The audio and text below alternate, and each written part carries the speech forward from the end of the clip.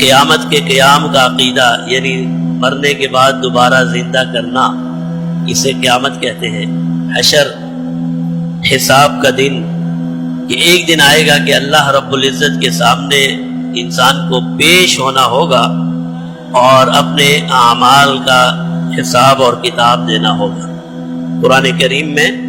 بہت سے مقامات پر اللہ نے اس پیشی کا تذکرہ کیا ہے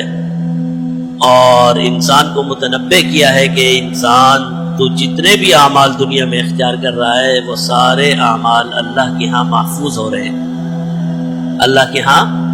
انہیں لکھا جا رہا ہے، ان کا حساب اور کتاب ہے، اور ایک دن تو اپنے رب کی بارگاہ میں حاضر ہو کر تجھے جواب دینا پڑے گا۔ آخرت کا یہ دن، یہ وہ پہلا دن ہے جس سے آخرت کا آغاز ہوتا ہے۔ آخرت کا یہ دن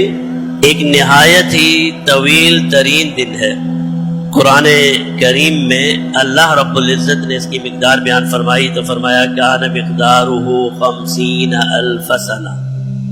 تو اللہ فرماتے ہیں پھر جب تم قیامت کے دن آؤ گے اور اگر تم یہ سمجھنا چاہتے ہو کہ قیامت کا دن تمہاری دنیاوی اعتبار سے کتنا بڑا ہے تو پھر سن لو، کان مقدارہ 50,000 سنہ، اس کی مقدار 50,000 سال کے برابر ہے۔ اس دن کا ایک حصہ ہماری دنیا سے متعلق ہے اور اس کے بعد سے سارے حصے آخرت کے ہیں۔ دنیا کا حصہ وہ ہے جب اس دنیا کو اللہ رب العزت ختم فرمائیں گے۔ دنیا کی کوئی طاقت ایسی نہیں ہے جو اللہ کے اس فیصلے کے سامنے کھڑی ہو سکے اور کہے کہ نہیں جی ہم تو اس دنیا کو نہیں ختم ہونے دیں گے۔ جناب نبی کریم صلی اللہ علیہ وسلم نے ہمیں یوں سمجھایا کہ جانور کے سینگ کی شکل کا ایک آلہ ہے جسے اللہ نے پیدا فرمایا ہے، اور مقرب فرشتوں میں سے حضرت اسرافیل علیہ السلام پھونکیں گے اللہ کے حکم سے۔ جناب نبی کریم صلی اللہ علیہ وسلم ارشاد فرماتے ہیں کہ جب سور پھونکا جائے گا ہلکا ہلکا اس کی آواز میں اضافہ ہوتا چلا جائے گا۔ فرمایا سب سے پہلا وہ شخص جو سور کی آواز سنے گا،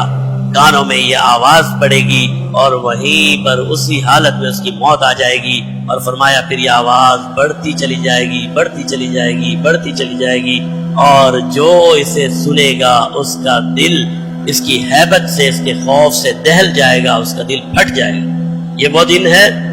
جب سورج بے نور ہو جائے گا، ستارے آسمان سے ٹوٹ کر گرنے لگیں گے اور زمین اتنی ہلا دی جائے گی کہ زمین کے اوپر جتنے پہاڑ ہیں یہ ریزہ ریزہ ہو جائیں گے، بالکل چٹیل میدان ہو جائے گا، حتیٰ کہ جبرائیل امین تک جو مقرب فرشتے ہیں اللہ رب العزت ان کی روح بھی قبض فرما لیں گے کہ اللہ کی مخلوقات میں سے کوئی مخلوق باقی نہیں بچے گی، اور پھر اللہ وہ اعلان فرمائیں گے جو قرآن میں بھی ہے لمن الملک اليوم، بڑے بڑے بادشاہ تھے تمہارے، بڑے بڑے طاقتور تھے، بڑے بڑے اپنے آپ کو فن خان سمجھنے والے تھے، کیا بتا سکتے ہو لمن الملک اليوم، آج کس کی بادشاہی ہے،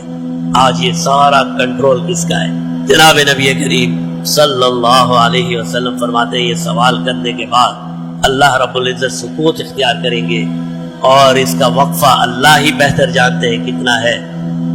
جب کہیں سے کوئی جواب نہیں آئے گا اللہ فرمائیں گے للہ الواحد القہار، یہ اللہ ہی کی تھی، یہ بادشاہی رب کی ہی تھی، اسی کے زیبا ہے۔